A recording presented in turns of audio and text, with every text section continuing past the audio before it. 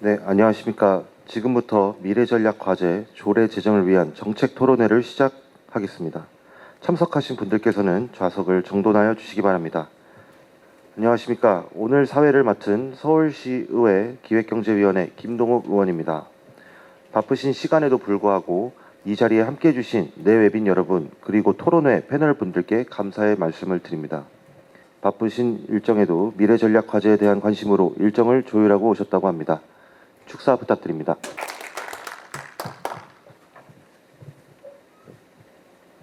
오늘 김동욱 의원님이 주최하는 토론회 여러분 참석해 주셔서 감사합니다. 미래전략과제 조례 제정 정말 필요하죠. 그러나 여태까지 우리는 관가했습니다. 1,000만 서울 시민 또 1,000만 서울 시민이 살고 있는 이 서울을 어떻게 미래를 향해서 전진하고 진군하느냐 하는 과제에 대해서 지금까지는 대부분 단편적이었습니다. 종합적이지도 않고 그야말로 미래지향적이지도 않았습니다. 특히 저도 정치인입니다마는 정치인 시장, 정치인 교육감 늘 단기 과제에 집착하죠. 빨리 성과를 내야 다음 선거에 도움이 되기 때문에 그렇습니다. 이것이 우리 정치가 안고 있는 가장 고질적인 과제이기도 합니다. 이럴 때 우리 서울시의 보배나 다름없는 김동욱 의원님께서 이런 이슈를 선점해서 우리에게 신선한 충격을 주고 있습니다. 여러분 잘 알고 계시다시피 김동욱 의원님 연부역항한 그러면서도 아주 노련한 젊은 인재입니다. 이런 이슈를 선점하고 또 이런 토론회를 개최하는 걸 봐서도 정말 믿음직하고 우리 의회에 정말 보배다 하는 생각을 갖습니다. 제 말씀에 동의하시죠? 네, 그렇습니다. 우리 다시 한번 김동욱 의원님께 큰 격려, 감사, 박수 다시 한번 보내주십시오.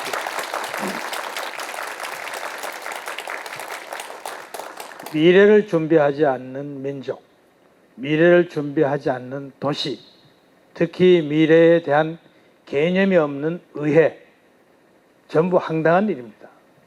이러한 시점에 정말 우리 서울이 나아가야 할 방향에 대한 주제를 여러 석학들을 모시고 토론회를 개최하게 된 것을 진심으로 축하드립니다. 제가 드리고 싶은 말은 이 책자에 이미 다 실려 있어요. 한번 읽어보시면 되고요. 오늘 이 자리에는 우리 남창진 부의장님, 안 오실 때까지는 제가 좀 어깨가 올라갔었는데 오셔서 제 옆에 하자마자 제가 한없이 키가 작아졌습니다. 감사합니다. 그리고 최호정 원내대표님, 우리 서울시의회 양교섭단체 국민의힘 대표위원이십니다. 아주 탁월한 리더십을 발휘해서 우리 의회를 또 교섭단체를 이끌고 계시고요. 그 다음에 이숙자 위원장님, 항상 신선한 아이디어를 우리 서울시의회에 불어넣고 있습니다. 최고입니다. 특히 가장 핵심 위원회인 기획경제위원장을 맡으시면서 저에게도 큰 도움을 주고 계시고 또 서울시 시청과 또 공무원들에게 많은 영감을 불어넣고 계십니다. 또한 우리 신복자 누님 정말 반갑습니다. 언제나 열정적이고 어디서든 뵐 수 있는 정말 성실하고 늘 동료원들로부터 존경과 사랑을 받는 의원이십니다. 이 네 분 의원님께도 큰 박수 보내주시기 바랍니다. 긴 얘기를 하면 사족이죠. 앞으로 서울시 의회는 이러한 미래전략과제 선점해서 이슈를 개발하겠습니다. 김동욱 의원님과 함께 하겠습니다. 여러분 서울시 의회를 많이 사랑해 주시고 많은 아이디어를 제공해 주시기 바랍니다. 중요한 말씀은 글로 대신하겠습니다. 감사합니다.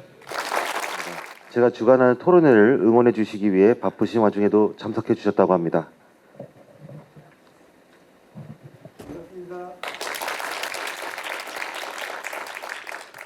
오늘 우리 조례 이게 미래 전략과제야. 제가 아무래도 우리 의장님이 좋은 말씀 다 하시고 저도 좋은 얘기 좀 할까 싶어서 생각을 해봤는데 머리에 잘 영감이 안 와서 제가 써가지고 온 원고로 읽어보겠습니다.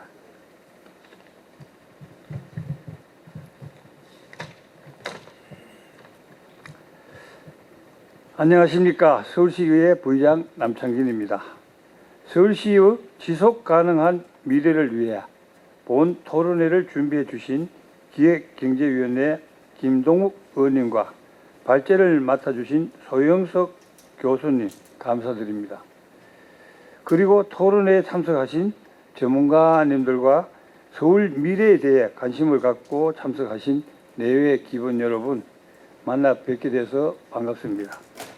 지금까지 미래 전략 과제는 국가적 차원에서 고민하고 대책을 세워왔지만 지금은 각각 지자체에서도 생존과 번영을 위해 미래 전략 과제를 준비해야 하는 때가 왔습니다.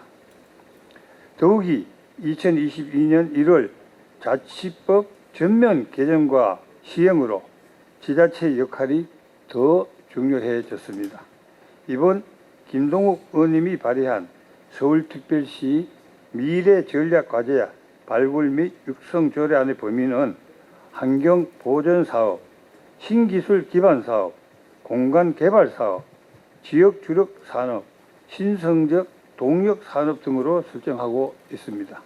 이러한 각각의 범위는 지속가능한 발전의 목표가 되어야 하며 이러한 목표는 서울이 미래 세대의 사회의 안정과 통합, 경제의 성장, 환경의 보존 등 모든 분야에서 지금보다 더 나은 미래를 물려주기 위해 한 세대가 함께 고민해야 할 부분입니다. 오늘 토론에서 심도 있는 논의와 토론을 통해 미래 전략 과제 발굴 육성에 대한 필요한 부분을 심층적으로 조명하고 정책 기초에 되는 훌륭한 미래가 도출되어 시민들 삶에 도움이 되길 바랍니다. 다시 한번 토론회 개최를 축하드리고요. 준비해 주신 모든 관계자 여러분께 감사드립니다. 오늘 참석하신 모든 분들이 마무리 생동하는 봄 기운을 받아서 건강하시고 건승하시길 기원합니다. 감사합니다. 다음으로 서울특별시의회 최호정 국민의힘 원내대표님의 축사가 있겠습니다. 저희 의원들을 위해 항상 챙겨주시고 배려해 주시는 분입니다. 오늘도 토론회 자리를 빛내주시기 위해 참석해 주셨습니다. 그러면 부탁드립니다.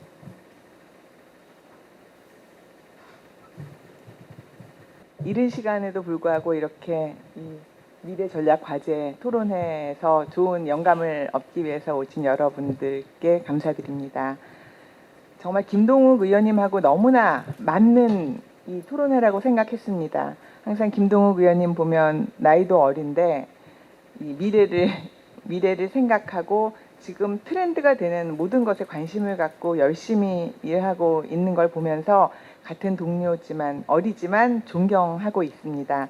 오늘 역시 우리 서울의 미래를 생각하면서 이런 토론회를 여신 거에 대해서 감사드리고 정말 많은 응원합니다. 이 제목을 딱 보고 미래 전략 과제가 뭘까 생각을 해봤습니다. 그리고 토론회 자료를 보니까 신기술, 그리고 환경 보전, 그다음 지역의 균형적인 발전, 공간의 재배치. 제가 생각하는 모든 미래에 대한 논의가 거기에 있었습니다. 사실은 미래를 생각하고 우리가 가는 방향이 너무나 우리 보수의 가치이고 자유, 경제성장 이런 생각을 하면서 필요하다 생각함과 동시에 그러면 거기에 따라가지 못하는 좀 약간 뒤처지는 사람들을 위한 어떤 논제는 없을까 생각했는데 또 읽어보니까 지속 가능한 삶, 환경 이런 거에 관한 주제도 있더라고요. 정말 깊이 너무 좋은 토론회라 생각했습니다. 우리 젊은 김동욱 의원님이 미래를 향해서 더 발전된 서울을 이끌어 나갈 때 저희는 조금 뒤로 가는 보듬어 가는 어른 세대로서 더 많은 우리 서울 시민들이 이 미래 전략 과제를 함께 하고 거기서 혜택을 누릴 수 있는 방법을 함께 연구하겠습니다. 우리 여기 젊은 분들 많으신데요. 오늘 좋은 토론해 보시고 우리 서울의 미래를 함께 더 같이 만들어 가길 바랍니다. 오늘 토론에 응원합니다. 감사합니다. 마지막으로 서울특별시의회 기획경제위원회 이숙자 위원장님의 축사가 있겠습니다. 저희 기획경제위원회의 든든한 거목이십니다. 감사합니다.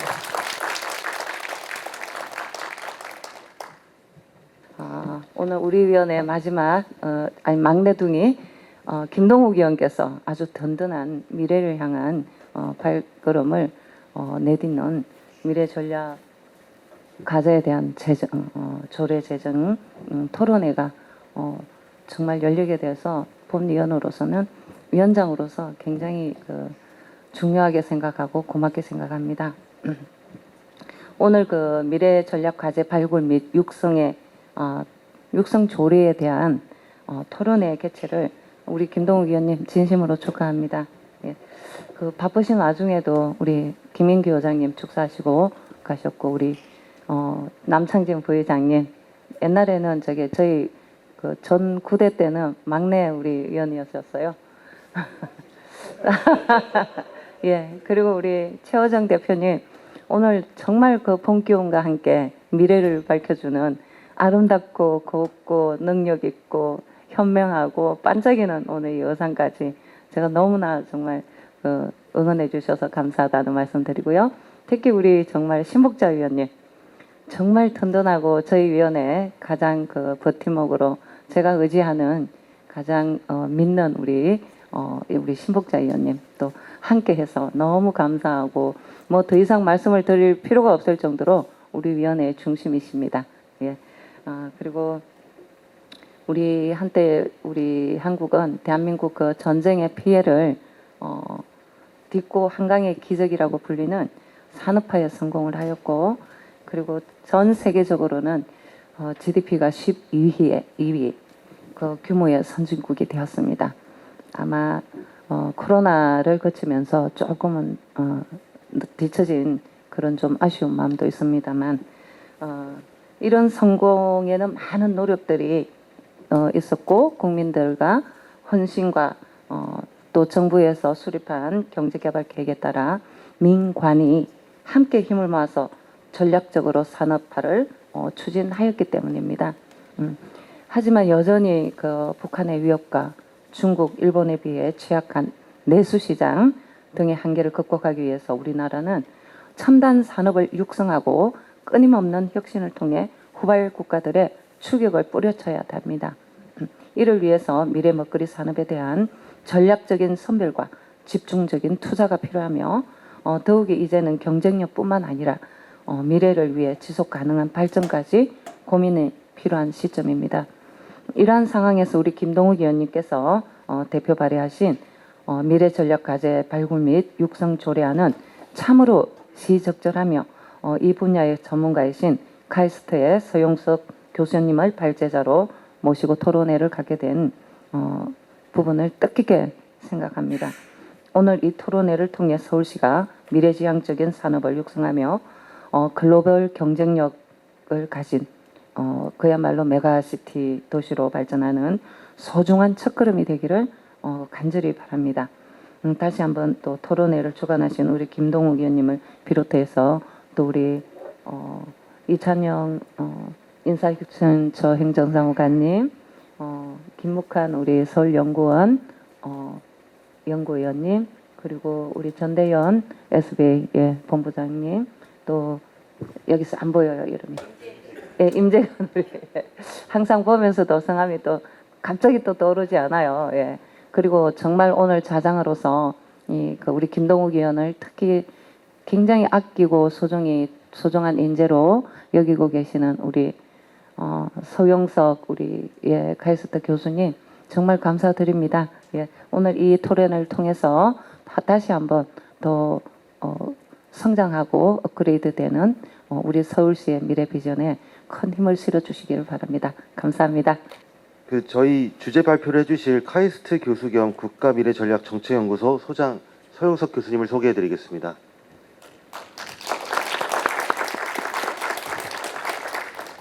이 조례 제목 자체가 미래 전략이라는 키워드가 들어가 있기 때문에 우리 김동욱 의원님께서 이건 반드시 미래전략대학원의 교수가 해야 된다 그렇게 또 말씀을 해주셔서 저도 또 특별히 좀 시간을 내서 이 자리에 참석할 수 있게 되었습니다. 그 조례 안에 내용을 보시면 핵심적인 키워드가 3개가 들어가 있습니다. 그 첫 번째가 미래고, 두 번째가 전략이고, 또 하나 중요한 키워드가 지속 가능성입니다. 그래서 제가 이렇게 제목은 이런 그 미래 전략 과제 발굴, 육성, 조례 배경에 대해서 말씀드리겠다고 했는데 지금 말씀드린 그 미래와 전략과 그 다음에 그 지속 가능성의 그 키워드 위주로 발제를 드리도록 하겠습니다. 대한 관심이 부쩍 늘어나기 시작했는데 뭐 여러 이유가 있겠지만 저는 크게 한 3가지 정도로 정리를 해봤습니다. 첫 번째가 바로 그 변화의 속도가 빨라지면서 이제 불확실성이 높아지고 있다라는 건데요. 이 불확실성이 높아지는 그 원인에도 한 3가지 정도로 정리가 가능할 것 같아요.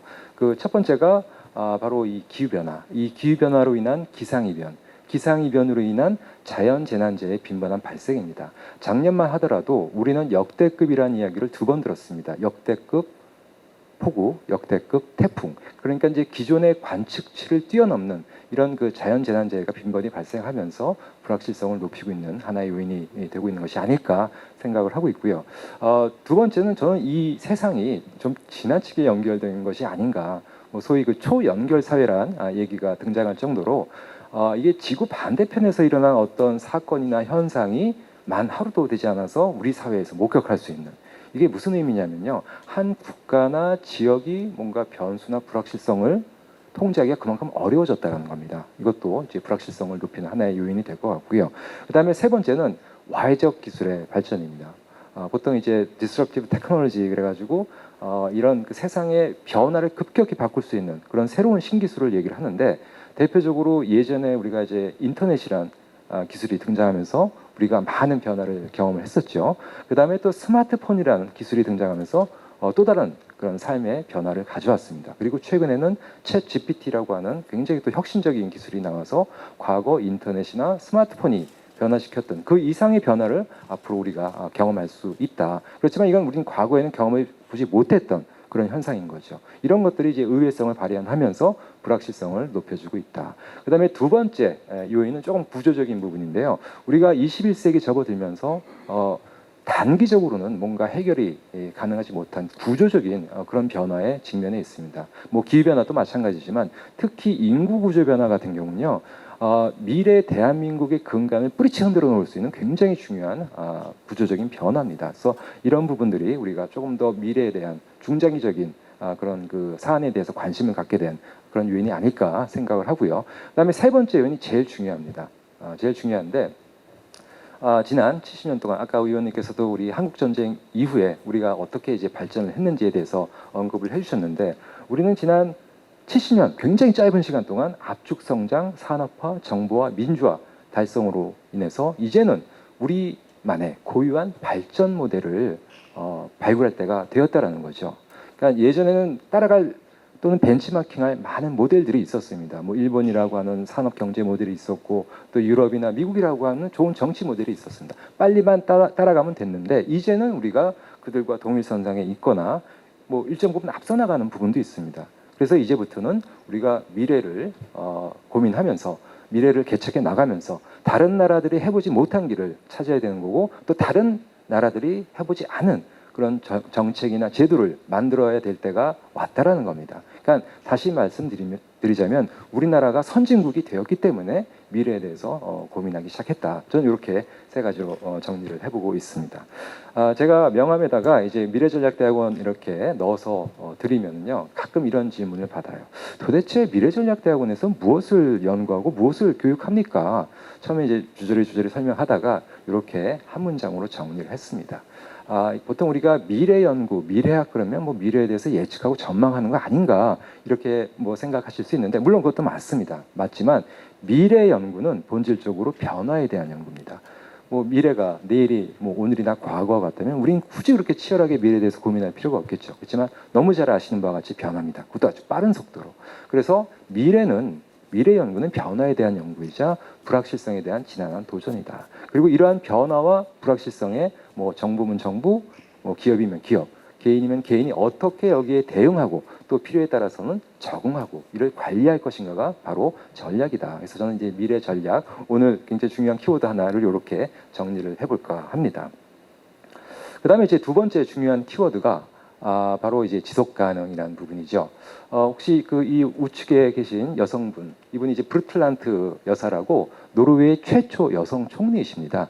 이분이 1987년 그 유엔 그 환경과 인권 개발에 관한 위원회 위원장을 하시면서 보고서를 내셨어요. 그게 브루틀란트 보고서라는 겁니다. 나중에 이게 그 우리의 공동 미래라는 그런 책으로도 이제 출간이 됐는데 왜 이 보고서가 중요하느냐?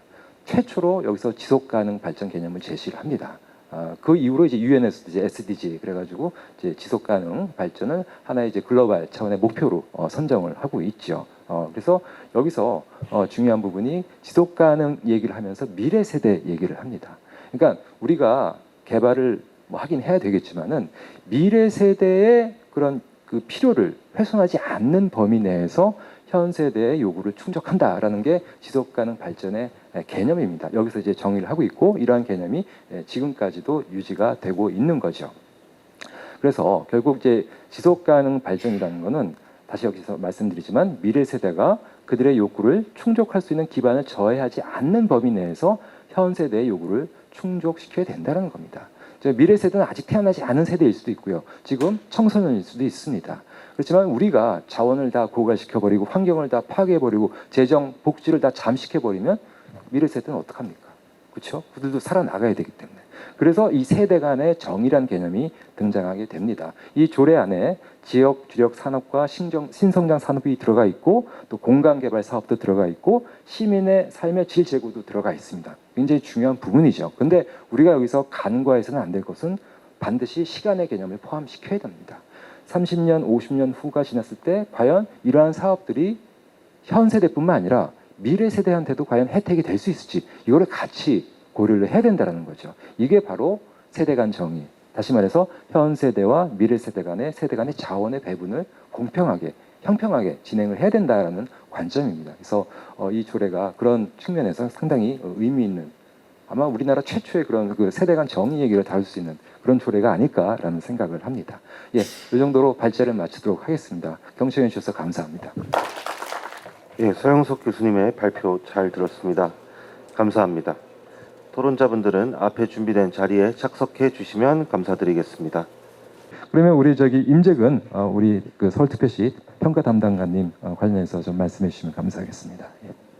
일단 먼저 이 자리를 마련해 주신 저희 김도구 의원님께 감사 말씀드리고요. 예, 먼저 발제와 관련해서 저희가 이제 토론을 준비했는데 제가 좀 이론적 측면하고 이제 실무적 측면의 두 가지 측면에서 말씀을 드리겠습니다. 첫 번째 발제하신 이제 소 교수님께서도 말씀하셨지만 지금 변화에 대해서 이제 세 가지 관점이 있는 것 같습니다. 뭐냐면 변화 자체는 긍정적인 것도 있고 부정적인 것도 있거든요. 그다음에 또 한 가지는 이제 변화의 속도. 이것까지는 지금까지 계속 얘기가 되었었습니다. 근데 사실은 이제 지금 이제 미래 전략 과제라고 하는 부분은 제가 개인적으로 봤을 때는 실무적으로 봤을 때도 그런 게 변화의 방향, 변화가 어디로 가느냐에 대한 이제 초점이 맞춰지는 게 아닌가 싶습니다. 그래서 그런 측면에서 봤을 때 지금 이제 재정 조례안 같은 경우는 저희 행정이 뭐 사회나 경제, 문화, 그 다음에 환경, 주거 여러 가지의 행정 분야가 있지 않습니까? 사실 그래. 근데 그것이 되게 약간 단편적이고 좀 세그먼트별로 추진됐던 것이 분명히 존재하거든요. 그래서 이번 조례안이 갖고 있는 의미가 이제 그런 각 분야를 좀 통합적으로 포섭한다는 의미에서 변화의 방향을 읽어내는 부분에서는 상당히 중요한 조례의 재정 취지를 가지고 있다고 생각이 됩니다. 그래서 두 번째로 좀 말씀드리고 싶은 것은 이제 좀 실무적 차원의 말씀을 드리고 싶습니다. 뭐냐면 조례도 결국 이제 법령의 하나의 분야고 그러면 입법과 집행의 이 두 가지 측면을 봐야 되는데 우선 입법의 규율성이라든지 또 입법의 집행 가능성 이 부분을 하나 좀 봐야 될 것 같고 또 한 가지 입법의 경제성도 봐야 될 것 같습니다. 이 말씀은 이제 지금 이게 지속 가능 발전을 위해서 미래의 변화의 방향을 읽어야 되고 또 한 가지는 그 미래의 변화의 방향을 어떻게 잘 어젠다화 시키느냐 이 조례의 취지라고 하면은 현재 저희 서울시에서 운영되는 조례가 크게 두 개로 볼 수 있을 것 같습니다. 하나는 저희 평가 담당관 쪽에서 관리하고 있는 이제 지속 가능 발전에 관련 이제 기본 조례가 있습니다. 그리고 또 한 가지는 경제정책실에서 관련하고 있는 이제 전략선언 육성 및 기업 지원에 관한 조례가 있는데 이 이외에도 이제 여러 가지 기본 조례들이 있을 겁니다. 그래서 사실 이제 논의 과정에서 또는 이런 과정에서 이런 조례의 유사성이라든지 그 부분에 대한 검토가 좀 있었으면 좋을 것 같고요. 또 한 가지는 여기에서 이제 많은 내용을 차지하고 있는 부분이 이제 관련된 전문가 집단의 이제 발굴 절차에 대한 부분인데 이 뭐 재정 형태든지 개정 형태가 됐든지 그 절차가 좀 더 구체화되면 오히려 이제 공무원들 입장에서 집행 가능성 측면에서는 상당히 더 도움이 되지 않을까 그렇게 생각이 됩니다. 네, 이상입니다. 우리 담당관님은 이제 좀 더 현실적인 그런 정책 실행과 집행의 관점에서 말씀을 해주신 것 같습니다. 예, 그러면 우리 전대현 본부장님 부탁드리겠습니다. 저희가 서울경제진흥원이 바라보는 입장에서 제가 전보다는 얘기할 수는 없고 저는 콘텐츠에 관한 이야기를 할 수 있지 않을까 그런 생각이 듭니다. 발제하신 교수님께서도 여러 가지 얘기했지만 실질적으로 현 세대와 미래 세대 간의 정의를 하고 자원의 분배를 한다는 부분에서 오늘 많은 얘기 중에 콘텐츠 부분은 좀 빠져 있는 듯합니다. 사실 현재 대한민국이 K 콘텐츠 때문에 많은 효과를 보고 있고 많은 기업들이 홍보가 돼서 매출, 실적 이런 것들이 많이 나오고 있는데 과연 지금 현재 대한민국 콘텐츠가 앞으로 미래를 다시 책임질 수 있는가에 대해서는 고민을 좀 해봐야 되는 시점이 아닐까 생각합니다. 그런 부분에서 오늘 발제해 주신 교수님께서 자원의 배분이라는 부분을 말씀해 주신 거에 대해 저는 너무너무 동의하고 있습니다. 지금 현재 K 콘텐츠는 K 드라마나 K 패션, K 뷰티 등등 해서 전 세계를 아우르고 있습니다. 하지만 저희가 모르는 것들이 너무 많습니다. 지난 주말에 LCK 때 1만 명이 잠실 경기장을 꽉 채웠습니다. 그리고 e스포츠라는 것이 대한민국 프로 스포츠 중에서는 KBL 다음으로 제일 잘하고 있는데도 불구하고 우리 기성세대들은 모르고 있습니다. 현재 또 저희가 열심히 하고 있는 1인 미디어가 SNS를 통해서 전 세계에서 가장 인구별 가장 높은 취업률을 보이고 있고 가장 많은 사람들이 있는데 그 미래에 대한 것들은 저희 고민하지 않고 있습니다. 저희가 이런 부분들을 고민하면서 저희 진흥원에서는 올 연말에 서울콘이라는 걸 준비하고 있습니다. 이게 뭐냐면 현재는 앞으로 나갈 수 없고 모두가 메인이라고 생각하지 않지만 우리 10년 후에 우리 MZ세대들 그리고 Z세대들 이 메인이 됐을 때 이끌고 갈 수 있는 서브컬처와 관련된 부분들을 저희가 이끌고 그들에게 자원의 분배를 통해서 기회를 주려고 합니다. 서울의 매력적인 그런 부분들을 전 세계에 알릴 수 있는 것. 기존의 미디어들은 다 할 수 있겠지만 지금은 1인 미디어를 통해서 그런 부분이 가능하리라 보고 있습니다. 저는 사실은 이 정책적인 부분하고는 사실 많이 좀 다르다고 생각합니다. 저는 실행하는 쪽의 입장에서 저희도 자원의 분배를 7대3 정도를 해야 되지 않을까 그런 생각을 하고 있습니다. 그래서 30% 정도에 대한 자원들 그리고 현재 정책적으로 반영되지 않는 예산을 통해서 저희가 이끌고 가야 되는 부분이 어려움이 있지만 저는 김동우 의원님 그리고 이수자 위원장님 많이 도와주시기 때문에 저희는 가능하다고 생각합니다. 기획경제위원회에서 조금만 도움을 주신다면 저희가 이 서울콘을 통해서 서울의 매력적인 것들을 전 세계인들이 죽기 전에 꼭 와보고 싶은 그런 도시 서울을 만드는데 저희 MZ세대들과 함께 열정적으로 열광적으로 한번 해볼까 생각하고 있습니다. 아직 예산은 0원입니다. 하지만 저는 1000배 이상의 효과를 낼 수 있다고 생각하고 있고 연말에 뉴욕에서의 카운트다운이 아니라 서울에서의 카운트다운이 전 세계인들의 가슴 뛰게 만드는 일을 해보고 싶습니다. 제가 이런 말씀을 드리는 게 맞는지는 잘 모르겠습니다. 오늘 미래 전략 과제를 하는 데에서. 하지만 가슴 뛰는 얘기를 좀 하고 싶어서 요즘에 제가 맨날 아침에 일어나서 잠들기 전까지 이 얘기를 하고 있어서 오늘 이 얘기는 꼭 한번 위원님들 앞에서 하고 싶었고 또 많은 토론자분들 앞에서 하고 싶어서 오늘 이 얘기를 합니다.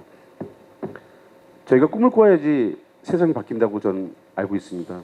그리고 이 꿈을 꾸는 건 기성세대의 꾸는 게 아니라 미래의 리더들이 꿈을 꾸는 꿈을 같이 꿔줘야 된다고 생각합니다. 저는 기회를 주고 싶고 그 기회를 서울시와 서울시의회 그리고 저희 서울경제진흥원이 함께 했으면 좋겠습니다. 의원님 그리고 오늘 토론에 참석해 주신 분들 그리고 방청하시는 모든 분들 저희와 함께 힘을 실어주신다면 저희가 올 연말에 대한민국을 서울을 깜짝 놀라게 하는 일들을 벌일 수 있지 않을까 하는 생각이 듭니다. 감사합니다. 분배, 배분의 문제에 있어서 저는 콘텐츠까지는 생각을 못했던 것 같아요.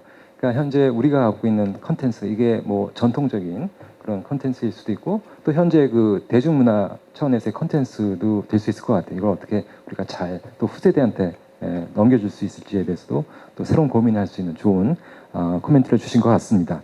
다음으로 우리 그 김묵한 연구위원님 토론 들어보도록 하겠습니다. 일단 굉장히 매력적인 제목이라는 생각을 했습니다. 그리고 그 덕분인지 굉장히 많은 분들이 찬성해 주셨다는 것도 보고 왔고요. 사실은 먼저 토론문을 부탁을 받았었는데 사실 오늘 발표 듣기 전까지는 무슨 말씀을 드리면 좋을지 제가 약간 감을 잡지 못했었습니다. 거기 먼저 말씀을 드려야 될 것 같고요. 저는 이게 필요하냐라고 얘기하면은 지금 시기가 이거에 대한 어쨌든 꼭 이 형태가 아니더라도 얘기를 좀 해야 되는 때가 아닐까라는 얘기는 저희끼리도 굉장히 많이 하고 있는 상황입니다. 왜냐하면 여러 가지로 최근에 비슷한 일들을 볼 일이 있는데 트렌드 볼 때마다 저희가 드리는 말씀이 하여간 우리나라가 뭔가 변곡점을 지나고 있는 건 맞는 것 같다. 30년간 인구가 늘었는데 앞으로 30년간 인구가 줄 거고 뭐 기후변화 이런 것들이 뭐 많이 와닿지 않았었는데 이제 매년 무슨 일이 벌어지는지 우리가 보고 있는 상황들이고 뭐 작년까지 뭐 AI가 그런가 보다 했는데 갑자기 AI가 범용화가 되면서 산업 구조부터 시작해가지고 조직이 굉장히 변할 것 같다. 이게 다 폭풍 같은 3월 때 한 10일 동안 일어난 일이었습니다. 챗GPT 발표되고 나서 기존의 지원 프로그램이나 아니면 학술 뭐 R&D 프로그램까지 다 다시 생각해봐야 되는 거 아니냐라는 이야기들이 나오고 있어서 개인적인 연구자 입장에서 특히 정책을 연구하는 입장에서는 굉장히 곤란한 상황이 되었습니다. 그래서 이런 변곡점일 때는 좀 더 먼 미래 가깝게 대응하는 것도 중요하지만 잃지 말고 가져가야 되는 목표가 뭘까라는 거를 생각해 봤으면 좋겠고 솔직히 말씀드리면은 누가 좀 정해줬으면 좋겠습니다. 그런 부분들에서 여러모로 예전에 하던 것보다 좀 멀리 보고 나중에 틀리더라도 해상도를 낮추더라도 이 방향성이 대충 맞을 거야 라는 거에 대한 얘기를 갖다 미리 좀 해볼 필요는 있다고 생각합니다. 지속 가능성 말씀도 해주셨고 앞으로 이제 미래 전략에 대한 말씀도 주셨는데 지금까지는 이게 이야기가 없었던 게 아니라 다 개별 조례로 존재를 했다고 생각합니다. 앞에서 말씀해 주셨지만 지속가능 발전 조례 있고요. 전략산업 조례 있고 최근에 말씀하신 것처럼 4차 산업혁명 지원 조례도 또 따로 있습니다. 관련된 내용을 보면 더 많이 들어갈 텐데요. 자, 이제 여기에서 이제 잠깐 부탁을 드리고 싶은 거는 여타 조례라고 이제 얘기할 것보다는 다른 조례하고 이런 식의 관계성이 있다라는 거는 한 번 더 고찰을 해도 좋지 않을까. 그래서 여기서 얘기하는 게 그 말씀을 드리는 이유는 만약 조례가 제정이 돼서 여기에서 어떤 계획을 세운다면 다른 조제하고 어떤 식의 관계를 맺게 되지라는 부분이 돼야지 시행성이라는 게 어차피 이제 담보될 수 있다고 생각합니다. 제가 그 말씀을 드리는 가장 큰 이유는 저희가 30년, 50년에 대한 어떤 시간을 가지고 얘기해야 된다고 말씀해 주셨어요. 그러면 어떤 서울의 지속 가능성 이전에 30년, 50년을 갈 수 있는 정책의 지속 가능성이라는 걸 담보를 하지 않으면 이 얘기가 가기가 너무 어렵다. 그런 측면에서 조례라는 측면도 현재 이제 조례에서 그럼 연결이 되면 30, 50년 동안 흔들리지 않는 형태의 어떤 체계를 어떻게 만들면 좋을까. 이런 거에 대한 게 굉장히 큰 숙제로 이제 남게 된다는 생각이 듭니다. 저희는 이제 뭐 이렇게 가면서 과제가 이게 바뀌는 경우를 굉장히 많이 봤기 때문에 근데 이거는 딴 게 아니거든요. 다 바뀌어도 좋은데 30년, 50년 동안 이건 변하지 않으면 좋겠어라는 거를 정하는 거라고 결국엔 생각을 합니다. 그리고 그거에 대해서 뭐 정치 체제가 어떻게 되건 아니면 거기에서 이게 왔다 갔다 하고 정권이 어떻게 되건 간에 이건 서울을 위해서 필요해라는 거를 한번 고민해보고 거기에서 이런 것들은 가져갈 수 있었으면 좋겠어라는 거를 갖다가 한다는 측면에서 한번 심각하게 고려해볼 만한 그런 제안이라고 생각했습니다. 그래서 그런 측면에서 어떻게 30년, 50년 동안 갈 수 있는 조례안이 될 수 있을 것인가 그런 거를 한번 고민해 볼 필요는 있을 것 같습니다. 그리고 다시 말씀드렸지만 제목이 굉장히 좋거든요. 그래서 이걸 어떻게 잘 살릴 수 있는 방법을 한번 생각해 봤으면 좋겠고 뭐 여기까지는 제 생각이고요. 그다음에 저는 이제 서울연구원에서 나왔기 때문에 향후에 비슷한 일이 있으면은 뭐 저희도 참여할 수 있게 되는 방법, 또 같이 한번 고민할 수 있는 방법 있으면 좋을 것 같다는 생각했습니다. 예, 뒤에는 제 의견이 아니라 조직의 의견이라고 생각해 주시면 감사하겠습니다. 감사합니다. 예, 감사합니다, 박사님. 이제 중요한 말씀 해주신 것 같아요. 제가 2006년부터 이제 우리나라 중앙정부 차원에서 미래 비전 전략이라는 그런 보고서 또는 정책들이 나오기 시작했습니다. 아마 기억하실지 모르겠는데 그 참여정부 때 함께 가는 희망한국 2030이라는 게 나왔고, 그다음에 또 그 MB 정부 때 더 큰 대한민국이라는 또 비전이 수립이 된 적이 있었습니다. 그래서 저는 참여정부 때, MB 정부 때, 그다음에 또 박근혜 정부 때도 이제 작업을 하다가 그땐 세월호 때문에 좀 멈췄어요. 그리고 다시 문재인 정부 들어와서 그 정책기획위원회에서 이제 그 국가 중장기 비전 전략 작업을 했습니다. 그래서 뭐 포용사회 그래서 뭐 2045 이런 비전이 나왔던 것 같아요. 그다음에 지금도 지금 기획재정부의 그 미래 전략국에서 또 비전 작업을 하고 있고 아마 6월 이내에 발표를 할 것 같아요. 근데 어떤 문제가 있냐면요, 이게 정부가 바뀌면 그렇게 많은 예산과 또 인력을 투입해서 진행한 그런 그 비전 작업들 또는 전략 기획들이 전부 다 리셋이 됩니다. 그리고 다시 시작하는 거예요. 이러기를 한 4-5번 반복을 한 것 같아요. 그래서 저는 이제 미래를 연구하는 또 전략을 연구하는 사람 입장에서는 굉장히 좀 아쉬웠어요. 그래서 뭐 조례뿐만 아니라 우리가 뭔가 세우는 그런 비전이나 전략, 물론 변화에 따라서 계속 모니터링이 돼야 되고 피드백을 받아야겠죠. 또 수정이 필요하겠지만 이걸 어떻게 좀 지속적으로 계속 끌고 갈 수 있겠느냐, 이 부분을 진짜 우리는 고민할 때가 되지 않았는가, 전략적인 측면에서. 그러니까 이게 계속 끊기면요 역량이 축적이 안 됩니다.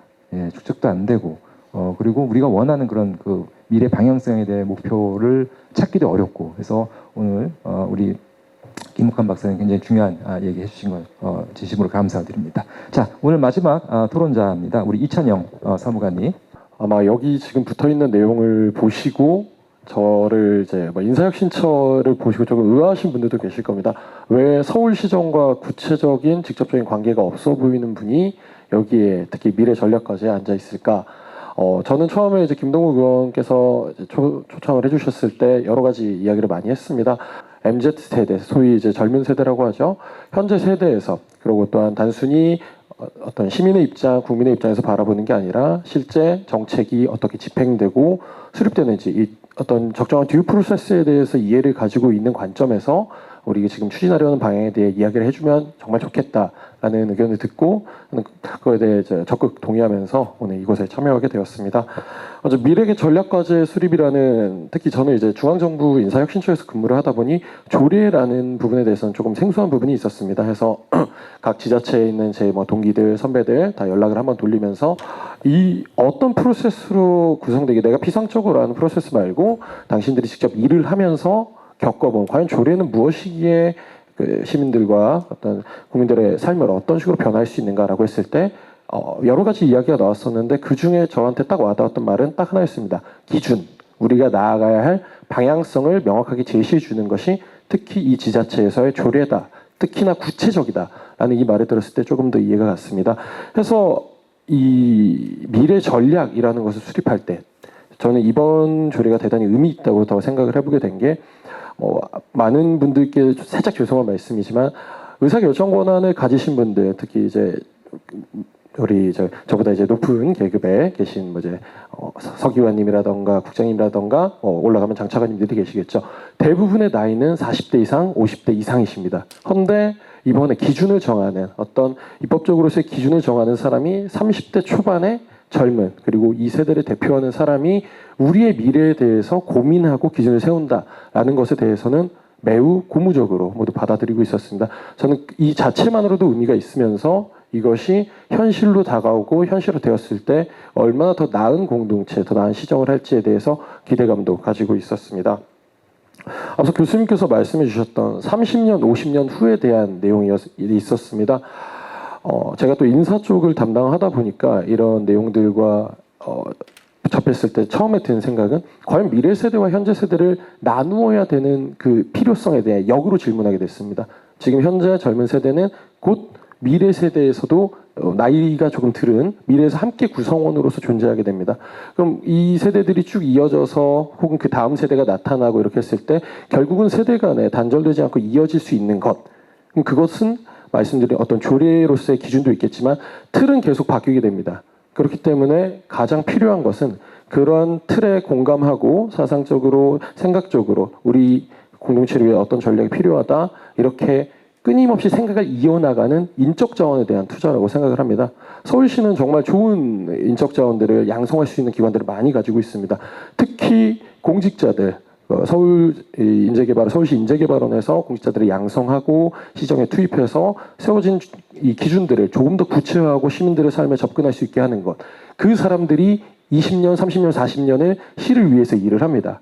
그러면 말씀 주셨던 어떤 단절, 정책의 지속 가능성은 단순히 조례안을 세워서 이 조례안이 뭐 도래 세계에서 오래 갈 것이다 라고 논하기보다는 이 조례에 공감하는, 이 비전에 공감하는 사람들을 처음 공직에 입직했을 때부터 끊임없이 길러내는 겁니다. 그리고 그 생각이 이어지도록 지속적으로 한다면 나중에는 서울시의 뭐 부시장이 국장님도 우리는 전략적으로 생각하고 미래 전략을 위해 고민해야 된다.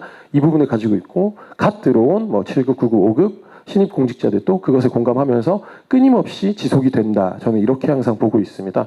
그렇기 때문에 이번 첫 시작, 특히 김동욱 의원님께서 우리 젊은 세대를 대표해서 특히 다음 세대까지도 고민하면서 내온 이런 전략들이 말씀 주셨던 지속 가능성, 단절을 극복하기 위해서는 오히려 인적 자원에 대한 투자, 끊임없이 고민하고 이것들을 어떻게 구체화할까 정책적으로 고민할 수 있는 시간을 우리 젊은 청년 관료들에게 주는 것, 그렇게 해서 길러내는 것, 저는 그 점에서 서울시의 역할 그리고 서울시의회 역할이 있지 않을까라고 생각하게 되었습니다. 말이 조금 길었습니다. 이상입니다. 그 작년에 우리나라 그 출생아 숫자가 24만 9천 명입니다. 그리고 사실 앞으로 뭔가 좀 출산율이 반등이 된다 하더라도 아마 1.2 정도 수준은 향후 한 20, 30년간은 계속 지속이 될 것 같아요. 그래서 저는 항상 좀 생각해 왔던 부분이 앞으로는 뭔가 인구의 양을 늘리려고 하는 그런 정책 방향성보다는 인구의 질을 높이는 방향으로 가야 될 것 같다. 그런 측면에서 결국 핵심은 인재에 대한 투자가 관건이 아닐까라는 생각을 하면서 오늘 전부 네 분 토론을 일단 마무리하도록 하겠습니다. 제가 발제도 워낙 또 짧게 했고 그다음에 또 굉장히 또 효율적으로 토론을 해주셔서 저희한테 한 25분 정도의 시간이 남아 있습니다. 네, 남아 있어서 조금 더 이제 플로한테 기회를 드리고 의원님 혹시 관련해서 혹시 의견 고견 주시면 감사하겠습니다. 올림픽이 열리고 할 때 어떤 일이 있었냐면 북한 선수단들이 내려왔습니다. 대한민국 와보고 북한의 선수단들이 자동차가 너무 많고 빌딩들이 높게 서 있었다. 그러니까 이걸 어디서 자동차를 다 전국의 자동차를 다 모았느냐라고 얘기했을 때 어떤 그 우리 고위 관료가 자동차는 제 발로 굴러와서 모여서 씌웠는데 빌딩들을 옮겨 놓느라고 너무 힘들었다는 얘기를 했었던 그런 옛날에 있었고요. 그때 제가 무슨 생각을 했었냐면 자동차가 많아지면서 그때 당시 교통체증 굉장히 이제 심각하게 진행되어 왔을 때 날아다니는 자동차가 있었으면 좋겠다. 수직 상승해서 수직 직하할 수 있는 UAM 그죠? 그때 제가 그 생각을 했었습니다. 30년 이후인 지금 현실화되어 가고 있죠. 지금 오늘 발제하신 미래전략과제 또 30년 후에는 아마 현실화가 될 거라고 봅니다. 그리고 롤드컵 제가 그 장소에 한번 그 콘텐츠 참석했었는데 부모들의 교육 상황에서 안 돼, 게임하면 안 돼, 너는 공부해야 돼, 안 돼라는 그 부정적인 단어가 아마 이 산업에 대해서 너무나 많은 브레이크가 됐던 것 같고 실드가 쳐졌던 것 같고 차단이 되었던 것 같습니다. 지금은 긍정적으로 그래 해봐, 너 이거 해봐. 지금 우리 전 세계적으로 한국이 우리 e스포츠에 대한 성지가 되어 가고 있다는 그 부분에 대해서 정말 크게 발전했구나라고 생각하고 제가 제일 처음 전자게임을 통했던 건 자동차 외 달리는 부분에 고등학교 다녔던 것 같아요. 자동차 경주에서 가는 거 있었죠. 아마 기억나는지 모르겠습니다. 그 게임을 했었던 그게 제가 제일 먼저 기억이 나더라고요. 근데 오늘 지금 현실은 완전 스크린화 되면서 너무나 그 MZ 세대 괴리가 많다는 거. 30대, 20대, 30대, 40대까지는 수긍이 되고 그 이후의 세대에서는 이 단어조차 게임의 룰조차도 이해 못하는 우리 어른들이 너무나 많다는 거. 근데 이 부분에 대한 어떤 좀 접근성 함께 할 수 있는 공유하고 홍보할 수 있는 그런 계기가 되었으면 좋겠고 어른들이 지금 옛날에는 이 스마트폰 사용하기가 어려웠던 그런 것도 많지요. 지금은 1인 미디어부터 개인 유튜브 너무 많이 늘어나고 있죠. 아마 올 겨울에 획기적인 우리 대한민국에서 처음으로 일어나게 될 우리 그 경제진흥원 컨텐츠 서울 부분 아마도 그 저희 추경에 좀 예산 편성을 경제실장님과 저와 의견을 나누고 하고 있습니다. 네. 네, 여기까지 만들어드리고 그 좋은 조례를 발제해주고 우리 김동욱 의원과 또 우리 자장으로 오늘 서영석 교수님 바쁜 시간에 정말 미래를 생각하는 창조 경제 이후에 이제 오늘 처음이실 것 같습니다. 예, 예. 창조 경제는 참석 못 하셨죠. 그 전까지는 하셨고 중간에 끊어지면서 앞으로 더 큰 발전이 있기를 바라고요. 우리 그 평가 담당관님부터 우리 연구원 또 우리 이찬영 행정사무관님 전체 통틀어서 정말 우리 서울시가 안고 있는 과제가 대한민국의 과제입니다. 여기서부터 창의적인 아까 크리에이티브 리드가 되어야 된다는 퍼스트 팔로우에서 무브로 왔다가 무브가 됐을 때 힘든 부분은 크리에이티브 리드가 가장 중요하다고 생각합니다. 예, 오늘 토론 통해서 좋은 조례가 제정될 수 있도록 저 역시 많은 응원하고 힘이 되도록 하겠습니다. 감사합니다. 수고하셨습니다. 양을 늘리는 것보다는 질을 높이는 데 관심을 가져야 되는 것 아닌가 말씀하실 때 참 공감이 갔거든요. 사실 출생률 떨어지는 것을 끌어올려 보겠다고 엄청난 예산이 들어갔다고 하지만 효과가 없는 걸 보면서 이걸 언제까지 반복할 것인가 하는 좀 회의감 같은 것도 좀 느껴지고 또 저 개인적으로는 대학생과 고3 아들을 키우고 있거든요.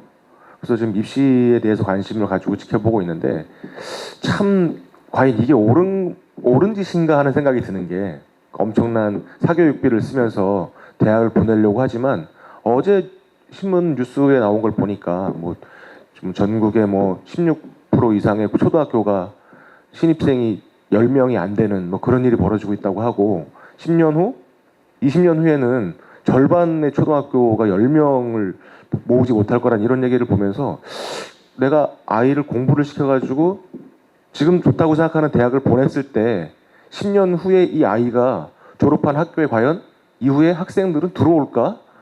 그런 생각이 들면서 지금 내가 아이를 교육을 시키면서 이게 과연 앞으로 10년 후에 변화할 세상을 조금 더 이해하지 못하고 지금 엄청난 속도로 지금 세상이 변화하고 있다는 것을 우리가 직감하지 못한 채로 바로 아이들을 가르치고 대책도 없는 길을 향해서 가라고 등을 떠밀고 있는 것 같다는 생각이 들더라고요. 지금 우리한테 정말 다급하게 뭐 미래 전략 이런 얘기를 할 때는 먼 이야기를 하는 것 같은데 당장 그 출생과 관련된 지금 우리 아이들이 앞으로 5년 후 10년 후에 어떤 일이 벌어질까를 생각해 보면 굉장히 다급하다는 생각이 드는데 아직까지 어떤 교육 정책이라든가 또 현재의 이제 학교 현실 이런 걸 볼 때는 너무들 한가해 보이는 것 같은 생각이 들거든요. 지금 교육과 관련되어 있는 이런 부분들이 가장 우선적으로 여기서 뭐 얘기가 되고 좀 우리 어떤 상식과 관념이 지금 깨져야 될 시점인데 그런 걸 미처 생각하지 못하고 있는 건 좀 굉장히 심각한 문제가 아닌가. 저는 그래서 미래 전략에 교육만큼 더 중요한 건 또 없지 않을까 이런 생각이 듭니다. 현성 남초등학교라고 전교생이 7명 있더라고요. 그런데 원래는 1,300명까지 가던 그런 학교였는데 그게 너무 많이 있습니다. 특히 그 벚꽃 피는 순서대로. 그리고 또 제가 대학이 폐교가 된 그 지역도 방문을 했었는데 마을 도시 자체가 완전히 초토화됐어요. 야, 이게 대한민국의 조만간 우리가 직면할 수 있는 미래구나. 그러니까 저는 이제 책상에 앉아서만 고민을 하다가 직접 현장에 가서 보니까 너무 이게 지금 심각한 거고 굉장히 지금 눈앞에 목전에 지금 와 있는 거예요. 그래서 말씀하신 대로 이런 그 교육 부분에 대해서 또 시 차원에서도 우리가 충분한 좀 고민이 필요하지 않겠나 그런 생각을 했습니다. 아주 좋은 말씀 감사드리고요. 또 관련해서 혹시 질문, 토론, 예. 그 김묵한 서울연구원 연구위원님께서 말씀하셨듯이 어떤 변곡점에 들어와 있다는 사실을 좀 많이 실감을 하고 있는데요. 그 저희 중장기적인 마스터 플랜을 세우고 이거를 입안하는 건 되게 중요하다는 걸 많이 느끼고 있는데, 근데 이거를 입안하는 과정에서 그 실무진들이 공감하게 하고 또 그 후임자들한테 인수인계하는 과정에서 많이 이런 그 가치들이나 동기들이 많이 상실되는 경우를 많이 봐가지고 혹시 이런 거에 대해서 어떻게 해결할 수 있는지에 대한 의견이 있으신지 궁금해서 질문드립니다. 그에 관련된 제도나 아니면 관련된 조례나 이런 쪽의 얘기를 갖다가 계속 고민은 하고 있는 상황인 것이, 모든 사람들이 공감하는 제도라는 걸 만들기 굉장히 어렵고, 그럼 최소한 이러한 배경에서 이러한 취지에서 이러한 법과 제도가 만들어졌고 조례가 만들어졌으며 이거에 대한 걸 이렇게 이어가는 부분이 중요합니다라는 걸 갖다가 뒤에 오시는 분들이 알 수 있게 해놓는 것 자체가 되게 중요하다라는 생각을 합니다. 그래서 다른 쪽 이제 영국이나 미국이나 이쪽 거 가끔 봤을 때 가장 부러운 것 중에 하나가, 자, 이것이 우리가 만든 법이고 조례입니다라는 얘기가 있으면 앞에 반드시 취지문이라는 게 따라오습니다. 무슨 취지로서 이런 법들을 제도를 만들었다. 그리고 뒤에 뭐가 있냐면, 자, 이런 것을 가지고 계획을 갖다 만들고 나면, 자, 그거에 대한 증거 자료가 여기 있습니다. 그래서 끝나고 나서 백서를 만드는 거 못지않게 앞에서 그런 얘기를 왜 만들었나라는 걸 기록을 남기고 이거에 가지고 뒤를 가져가라라는 식으로 얘기하는 게 뭐 나름대로 필요하다고 생각합니다. 물론 계속 인력을 만들어내고 공감하는 사람들을 만들어내는 것도 중요하지만, 말씀하셨던 것 같이 이거 쪽에 집중할 수 있는 사람들을 갖다가 키운다는 게 그렇게 굉장히 고민이 되면서도 그거로는 힘들다고 하면 왜 그런 사람들을 키워야 되고 그분들한테 뭘 전해줘야 되고 라는 컨텐츠를 만들어내는 게 지금으로서는 뭐 생각해 볼 만한 대안이 아닐까 그렇게 생각을 하고 있고, 그래서 이번에 말씀해 주신 조례나 아니면 다른 쪽으로 돼서 이어질 수 있게 만드는 콘텐츠를 명시화하는 거, 저는 이게 좀 중요하다고 생각하는 편입니다. 이게 대책이 될 수 있을지 모르겠는데 거꾸로 이게 없이 그게 될 거라고 생각하는 거는 약간 무리가 있다. 그렇게 생각하는 편입니다. 이상입니다. 뭐 답은 아닌데요. 그렇게 생각하고 있습니다. 감사합니다. 일반적으로 이제 교육이랑 국방 이렇게 사람들 일반적으로 가장 타격을 입을 만한 분야를 이렇게 꼽는 것 같거든요. 근데 서울시를 생각을 해보면 교육도 일단 교육청에서 하고 국방도 이제 1차적으로는 담당을 안 하다 보니까, 그럼 서울시에서 가장 타격을 인구 문제 관련해서 받을 분야랑 뭐 대학의 방향성 같은 게 있을지 좀 여쭤보고 싶습니다. 혜택, 축복받은 지역인 거죠. 그러니까 일단 다른 그 지방자치단체 같은 경우는 일단 고령화되는 문제도 있고 또 아이가 태어나지 않는 경우도 있지만 인구 유출이 굉장히 심각한 상황입니다. 다 이제 수도권으로 간다라는 거죠. 이제 그런 측면에 있어서 그 서울시 같은 경우는 다른 지자체하고는 조금 고민이 달라야 되지 않겠나 이제 그런 생각이 들고요. 뭐 교육, 뭐 국방, 뭐 병역 자원이 이제 죽는 거, 뭐 그런 부분도 이제 이건 이제 국가적인 차원에서 굉장히 심각한 문제긴 하지만 저는 가끔 그런 생각을 해요. 제가 올해 나이가 50대 중반입니다. 50대 중반인데 이게 50이 넘어서면서 이 눈도 잘 안 보이고 귀도 잘 안 들리고 뭐 이게 계단 올라다닐 때 이제 무릎도 아프고, 그러니까 나이 들면 우리 모두 다 장애인 되는 거예요, 사실. 예, 그런데 이렇게 이제 그 소위 60세 이상의 그 고령자들 약간 뭐 정신적으로도 뭐 예전에 비해서는 많이 이제 건강해지시긴 하셨지만 장애가 올 수밖에 없어요. 신체적으로도 그렇고. 그런데 이제 60세, 65세 이상 인구가 거의 반 정도 이제 뭐 20년 안에 이렇게 될 텐데, 과연 이 서울시에서 그런 좀 장애를 갖고 계신 분들이 활발하게 이런 이동이 가능할까? 그런 인프라가 갖춰져 있을까? 그거 생각해 봤을 때 저는 아니라고 보거든요. 그래서 이것도 조만간 벌어질 일이에요. 그래서 여기에 대해서 우리가 어떤 좀 고민이 필요할지, 저는 이 부분을 먼저 서울시가 좀 집중을 하고 좀 모범을 좀 보이면 좋지 않겠나, 예, 좀 그렇게 생각을 합니다. 그리고 초고령자들도 급속하게 좀 증가를 하고 있습니다. 60 이상을 우리가 고령자라고 얘기하지만 85세 이상 고령자들도 한번 조사해 보세요. 지금 서울시가 이 정도 85세 이상 초고령자가 있는데 10년, 20년, 30년 얼마나 늘어날지 아마 깜짝 놀라실 수 있습니다. 거기에 대한 대비책 필요하지 않겠나라는 생각을 해봅니다. 예, 이 정도로 답변드리겠습니다. 미처 못다한 얘기들은 제가 김동욱 의원님과 항상 소통하면서 조금 더 구체화되도록 하겠지만 일단 이런 자리가 있다는 것 그 자체만으로도 정말 다행이라고 생각합니다. 좀 늦은 감도 있지만 그래도 지금이라도 어떤 전략, 미래 전략. 제가 이 말을 할까 말까 많이 고민을 했었는데 그래도 하기는 해야 될 것 같습니다. 지방에서 근무하는 혹은 서울에서 근무하는 많은 동기분들 보면서 이런 얘기를 했었는데 서울에서 성공한다고 해서 반드시 정부 단위, 국가 정부 단위에 성공하는 것은 아니다. 근데 다만 서울에서 실패한다면 그것이 전국적으로 성공할 수 있다고 담보할 수는 없다라고 합니다. 여기에서 실험적으로 혹은 미래 전략적으로 성공을 반드시 해야만 전국적으로 또한 그 파급력이 더 나타날 수 있다고 봅니다. 이번 미래 전략 과제 선정을 통해서 좋은 기준으로 우리 지금 세대와 미래 세대 간 지속 가능성이 더 이어지기를 30년 후에도 이렇게 만날 수 있기를 다시 한번 기원합니다. 감사합니다.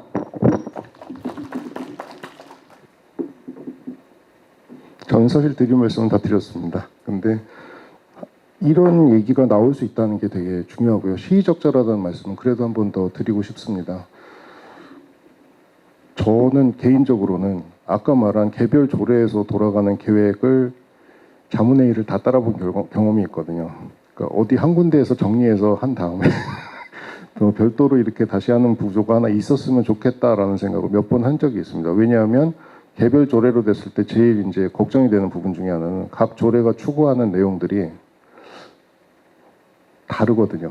어쩔 수가 없습니다. 목표가 달라지기 때문에. 그랬을 때 이러한 큰 목표로 봤을 때 각자 얘기하는 게 거기서 볼 땐 최저인 것 같겠지만 전체로 봤을 땐 최적이 아니야 라는 거에 대한 얘기를 갖다가 공식적으로 얘기할 수 있는 자리가 생긴다? 저는 그건 굉장히 고맙다는 거죠. 그러니까 개별로 가서 부분 최적화로 계속 갈 거냐, 아니면 전체로 봤을 때 여기서는 최적이 아니라도 그걸 조정할 수 있는 구조가 있을 거냐. 자, 그거에 대해서 한번 고민해 보자. 우선순위를 갖다 다시 한번 생각해 보자. 이 조례 안에서도 그렇다면 어떤 게 우선순위가 되어야 되지라는 걸 얘기해 볼 수 있는 자리가 생긴다는 것 자체에 대해서는 정책을 연구하는 사람으로서는 바람직하다라고 생각할 수밖에 없는 구조라서, 다만 이제 그걸 어떻게 잘 만들까라는 부분에 대해서는 고민이 있겠지만 그 이전에 이런 말씀 자체가 굉장히 고마울 수 있다. 뭐 그런 생각을 오늘은 많이 했습니다. 그리고 뭐 아까 얘기하시는 거 보니까 비슷한 생각을 많이 하셨던 것 같아요. 정권 바뀌면 여러 군데 바뀌고 다시 고생하고 들어오고 하는데 30년, 50년이라는 얘기를 지금 우리가 해야 될 텐데 그럼 어떤 구조를 새로 만들어야 되지라는 거에 대해서는 저희도 숙제라. 뭐 그런 측면에서 얘기를 좀 해볼 수 있으면 좋았겠다. 그래서 오늘도 뭐 와서 한번 말씀도 드리고 그랬으면 좋겠다는 생각을 했었던 얘기는 있었습니다. 이상입니다. 찾아보면은 대부분 다 이제 위원회를 만들어요. 그래서 그냥 위원회를 만들어서 자기들끼리 좀 자문 좀 뽑아가지고 한 토론 한 1년에 한 2번 정도 해서 뭐 수당 받아가지고 근데 결과물은 제가 아직 못 봤는데 그게 별로 없습니다. 그러니까 그리고 심지어 이런 미래 전략이라는 조례를 가진 곳이 제가 알기로는 대구광역시 한 군데고, 근데 사실 아까 저희 평가담당관님께서도 말씀해 주셨지만 사실 이게 지속 가능성이라든지 좀 다양한 조례랑 엮여 있어요. 그래서 그 조례마다 그 목표 지향성도 너무 다르고 하지만 이게 충분히 연계를 해서 할 수 있다라는 것을 오늘 귀하신 분들 모시고 다 증명을 어느 정도는 한 것 같아요. 이론적으로는. 근데 이제 그거를 집행을 하고 정책을 발굴하고 만들었을 때 그 몫은 이제 저희 의회가 아마 될 것 같습니다. 그래서 그런 부분들을 다 고민을 해봤을 때는 이제 다른 지자체와 서울시가 다른 점은 우리는 할 수 있다라는 거, 그러니까 인프라를 가지고 이걸 할 수 있다, 추진을 할 수 있다라는 거고, 다른 지자체는 사실 지금 현실적으로 위원회를 꾸릴 수밖에 없는 이유가 그럼 있지 않을까라는 고민을 저도 하게 됐었습니다. 그 이유가 뭔지 모르겠지만 아까 저희 그 이찬영 사무관님께서 말씀하신 것처럼 서울에서 일단 시도는 하면 전국적으로도 뭔가 다 잘 되지 않을까라는 생각으로 그렇게 얘기를 마치겠습니다. 감사합니다. 저희 진흥원은 이름이 진흥원입니다. 진흥을 위한 겁니다. 그러니까 그동안의 지원은 당면과제를 해결하는 데 있었다면 지금은 진흥을 위해서 한 발짝 더 앞서야 되지 않을까 생각을 합니다. 구체적으로 얘기한다면 그동안은 기업들이 원하는 것들, 시민들이 원하는 것들에 지금 당면과제를 문제를 해결했다면 지금은 서울시나 저희 진흥원은 그런 많은 테스트베드가 돼서 실험을 하고 테스트를 하고 실패하지 않도록 저희가 한 발짝 더 나가야 되지 않을까 그런 생각을 합니다. 간혹 조례 때문에 저희가 발이 묶이는 경우도 없지 않아 있습니다. 미래전략 과제를 그리고 조례 제정을 하는 데 있어서 유연함이 조금 조례 안에 들어갔으면 좋겠다는 생각을 합니다. 유연함이라는 거는 저희가 트렌드가 급속도로 바뀌고 다양한 것들이 바뀌는데 이런 것들을 깨고 나아갈 수 있는 그런 조례가 됐으면 하는 바람이 있습니다. 오늘 김동욱 의원님께서 이 자리에 저를 앉혀주셨는데 앉은 의미만큼 어깨가 무겁고 그리고 더 열심히 할 수 있도록 또 이 자리에 앉혀주지 않았나 그런 생각을 합니다. 현장에서 더 많은 것들을 테스트하고 시도하고 그리고 많은 분들한테 실패하지 않도록 저희가 더 많은 정보를 드리도록 노력하겠습니다. 감사합니다. 네. 마지막 말씀드리면 지금 이 말씀드리고 싶은데 개인 같은 경우에 개인한테 개인이 가지고 있는 것 중에서 아주 좋은 것일 수도 있고 아주 나쁜 것일 수 있는 게 뭐냐면 습관이거든요. 이게 조직이나 사회로 얘기하면 관성이라고 얘기할 수 있는 것 같고요. 근데 어떤 책을 읽어보니까 이제 습관을 형성하는 과정에서 문제를 인식하고 또는 발단 단계가 있고 그 다음 단계가 갈구의 단계랍니다. 계속 그걸 하고 싶고 담배는 담배를 피우고 싶고 막 이런 갈구의 단계가 있는데 이제 사회의 입장에서 보면 이제 지금까지 과거와 현재가 관성으로서 움직였다라고 하면 미래에도 그렇게 갈 가능성이 상당히 높거든요. 그래서 이 조례가 담는 의미는 뭐 입법 과정에서 어떤 과정은 저는 모르겠지만 제일 중요한 건 이 제정의 취지나 발의 취지로 봤을 때는 조직이나 사회에서의 관성이 미래에는 다르게 펼쳐지길 바란다는 마음이 아닐까라는 생각이 듭니다. 그래서 사실 제가 이제 어찌됐든지 이 조례가 어떤 형태로 시행이 된다고 하면 이제 집행부서의 장으로서 이제 활동을 할 것 같은데 그래서 책임감뿐만이 아니라 또 그것이 어떻게 현실에서 잘 굴러갈 수 있도록 할까 그에 대한 고민이 이제 저한테 남겨진 숙제로 앞으로 해야 될 것 같습니다. 네, 감사합니다. 아까 그 우리 김묵한 박사님 그것이 5년 단위로 이제 끊어진 우리나라의 그런 구조적 문제 행정부에 그걸 좀 해결하기 위해서 사실 만들어 놓은 게 그 입법부 산하의 그 국회 미래연구원이거든요. 예, 이제 국회가 뭔가 좀 이걸 아젠다를 좀 지속 가능하게 계속 끌고 갈 수 있지 않겠냐. 그러면 이제 행정부가 바뀌더라도 그런 부분을 보완할 수 있지 않겠냐. 이제 그런 취지로 만들었어요. 그리고 설립이 됐는데 2018년에 제가 가끔 이제 국회 미래연구원이나 또는 또 의원님들 또는 그 보좌관님들하고 이제 세미나를 할 때 이런 좀 한탄스러운 얘기를 들어요. 우리 의원님들이 갖고 있는 미래 시계는 딱 4년이다. 예, 4년 이후만 생각을 하시는데 4년 그거 넘어서는 잘 안 보신다. 하여튼 뭐 좀 그런 문제점도 있습니다. 뭐 우스갯소리로 이런 얘기를 하고 있습니다.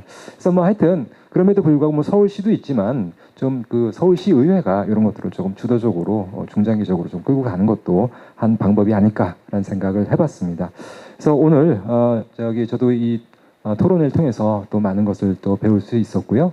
또 끝까지 또 이게 함께 해주셔서 감사드립니다. 그래서 이것으로 미래 전략과 조례 제정을 위한 정책 토론회 마치도록 하겠습니다. 감사합니다. 예.